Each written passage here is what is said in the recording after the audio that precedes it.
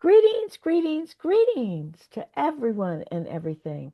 We are the Dawn of Ascension show, and I am here with my Ascension Soul team, Susie, Aubrey, and Gina. And we're here to share our tools, our views, and our journey through these wild and wonky and crazy vibrations that we're seeped in every day. Today, we'd like to talk about gardening in our heart. And it is like gardening on Mother Earth. Those old energies that we no longer want are like weeds to be removed. They need to be pulled out by the roots before they go to seed. And this takes active daily attention with our thoughts and our actions. Aubrey, Aubrey, Aubrey, what have you got on this subject today? Thanks, Arlene. So today I wanted to talk a bit about how when you are a cosmic being and you're kind of going through your awakening process, and you, especially if you've got your crown pretty open and you're receiving messages and you are starting to understand the deeper nature of the universe, you'll start to realize that things like time aren't actually real, and it's something that we're simply experiencing here. And I wanted to talk today about how we need to kind of bring that concept and like marry that concept with the fact that we and make peace with the fact that we are experiencing linear time here and use it to our advantage. Um, because the nature of the universe really does grow like a garden. The way that fractals grow, the way that energies grow and patterns grow. A seed can be planted of any sort of grid and it will start replicating itself and grow. So when you are trying to bring yourself in like onto your path and be acting in your highest good and be experiencing the things in your existence that are yours to experience and that you're here to experience and that you want to experience, um, using time as your friend, it can be one of the biggest tools in your toolbox. So, one of the best ways to do that is to start thinking about your life as a garden, and start planting seeds of the things that you want in your life, and then tend to and nurture them every single day. Because once you start doing that, you start utilizing the linear nature of the planet that we're on right now, and building a foundation for yourself that is really difficult to take out, because you're building a spiritual foundation for yourself. You're building habits, you're building a lifestyle that is in your highest good and is spiritual in nature and is connected to the land and is connected to your heart. And through all of that practice, you will find yourself waking up one day in a really, really beautiful garden that you have nurtured and caused to flourish. That's a really beautiful analogy, and you've given lots of hints and lots of tools and a wonderful description and even an outline of what we need to do there. Um, Gina, what do you got on this subject today? You're the gardener here. Probably the best way I've found to connect with my heart is actually with gardening. It's so rewarding to see something you plant come up and get those first two leaves, and then the bigger leaf comes out, and it grows and grows until maybe you get a pumpkin just in time for Halloween or for Thanksgiving dinner. But you start in spring. So it's a process of growth and of, you have to tend the area around that pumpkin. It's the new thought, the new way you want to be. So you have to pull the weeds around it so the roots can dig down into the earth and grow, and the plant can flourish without being too shaded by overwhelming the overwhelming chaos of the world around you. sometimes it's best to slow down and think about you instead of what's going on in the world. Because there isn't too much you can do about what's going on in the world. You can only really tend your garden and who you are and who you want to become or are becoming. Good thoughts and good analogy. I've been really working on this subject lately, and Aubrey's been helping me with it a lot, and Gina's been very, very good about being my reflection on what's happening. And I would like to add that, um, if you were raised in a certain environment or a negative environment, then you have been seated in a different way than people that have been raised in joy and harmony and peace. And sometimes you're raised with a lot of weeds. And I feel like I'm trying to weed my garden before the seeds reseed in an old garden that's really overgrown. And so I keep going, and everything's a cycle and a spiral, and we keep going around these subjects and going around these subjects. And so you might, if you've got a really overgrown heart with lots of negative thoughts and vibrations and views, then you keep going around and you pull the weeds and you replant something beautiful, and then you have to go back around, protect what you've planted by pulling out some more weeds. And eventually you'll get to where what you've planted in your heart, um, it overshadows other things. And when that happens, it's a beautiful thing because you're able to sit in your pillar and ground into Mother Earth and feel Mother Earth beneath you, and you don't feel attacked by other people's intentions and thoughts because you know that's theirs and you have yours, and you just sit in your own vibration and your own garden that you have planted. It's really a beautiful process, but it's not for the faint at heart. And it takes determination. It really takes determination. And if you're having difficulty with that determination, then something's messing with your determination. Figure out what that is. Yank out those weeds so that you can ground back in a little bit more.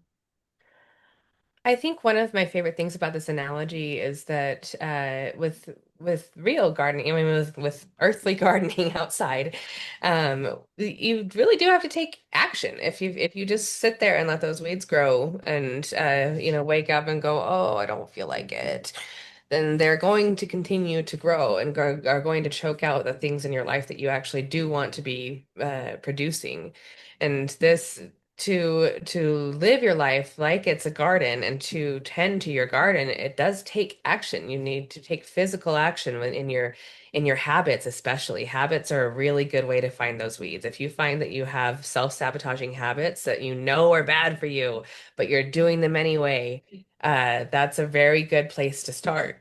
Excuse me, it's to start by forming new habits and taking those steps and taking those actions.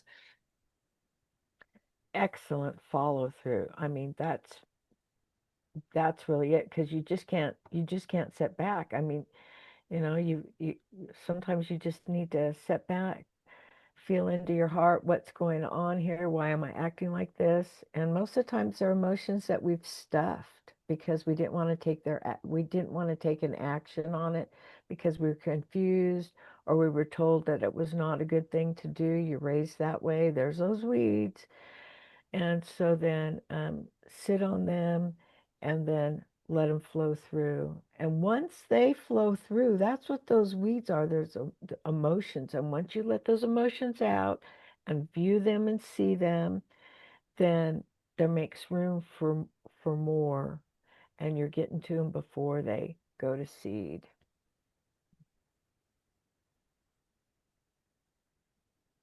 Gina, you're muted. I've my peacock's going a little crazy on the deck because it's garbage day. So I was muted. Anyway, another good thing to if you can find where those if those weeds started in this lifetime, if you can check out where they started to grow, when they started to grow. Sometimes it's as simple to pull them out as giving your 3-year-old a hug,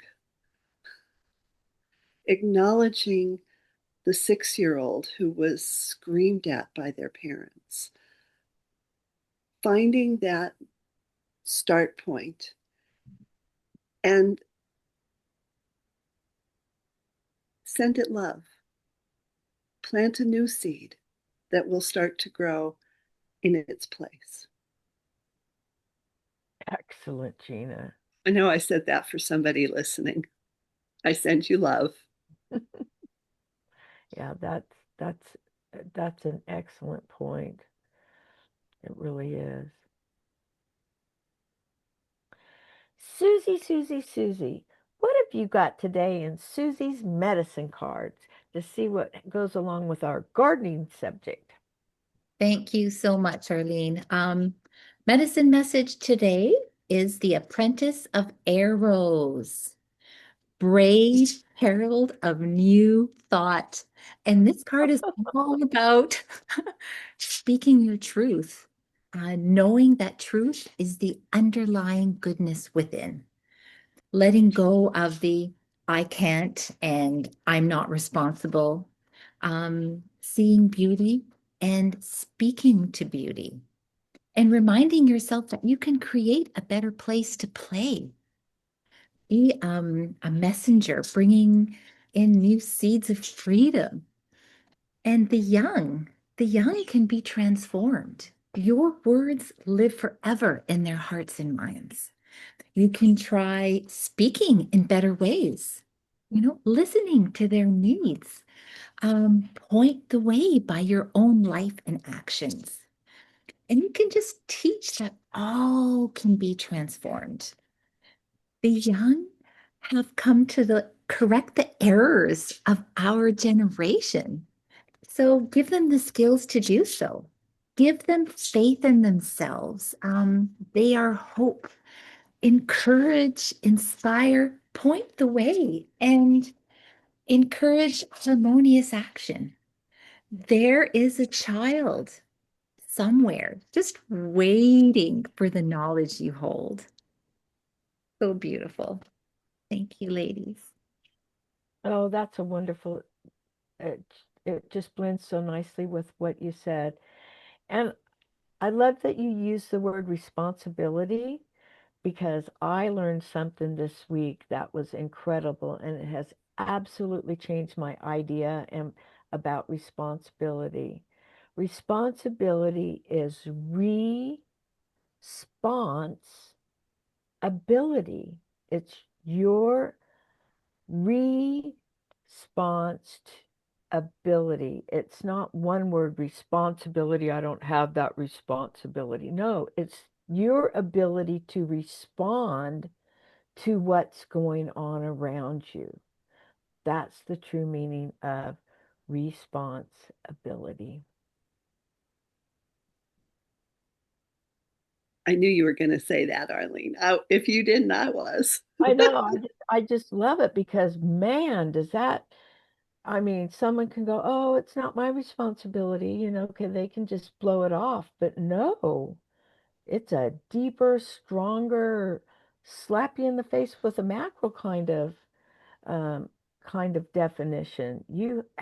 What is your ability to respond to To a what's going situation. to a situation and what's going on around you? That's what that means, your ability to respond. I think responsibility also, like for me, it comes up a lot around habits of how you respond to the people around you, especially the people you love. Like if your parents, for example, were cruel to you when you were upset, and as an adult, you find that you have very little room for children's emotions or the people around you. If you find that you are repeating some of the things that your parents were saying to you back then to the people around you now, uh, you're responsible for that. Even though that pattern didn't come from nowhere, you are now responsible for continuing that pattern. And it's one of the hardest things about actually moving into an process is that you have to take accountability for all of the patternings that you have perpetuated. If you the way that you treat the earth, the way that you treat other people, the way that you treat yourself, all of those are up to you. You are the one that has control over them and have the responsibility to change them. I'm glad you said that. And those are those weeds that we need to pull out before they go to seed again, for sure. Um, I think I hear we have an incoming message. Beep, beep, beep, beep, beep, beep, beep, beep. Aubrey, who do we have today for our incoming message? Today we have the ocean coming in with a message. And this message it's more of a feel rather than tell kind of message. I was trying to talk to it and see what exactly it's trying to say, and what it's trying to say is go deep and feel how expansive you are. There is this part of being an ocean that it's saying where you get to feel your expansiveness even when when even there's waves across the sand and you're not extending into that area, you don't feel limited as an ocean.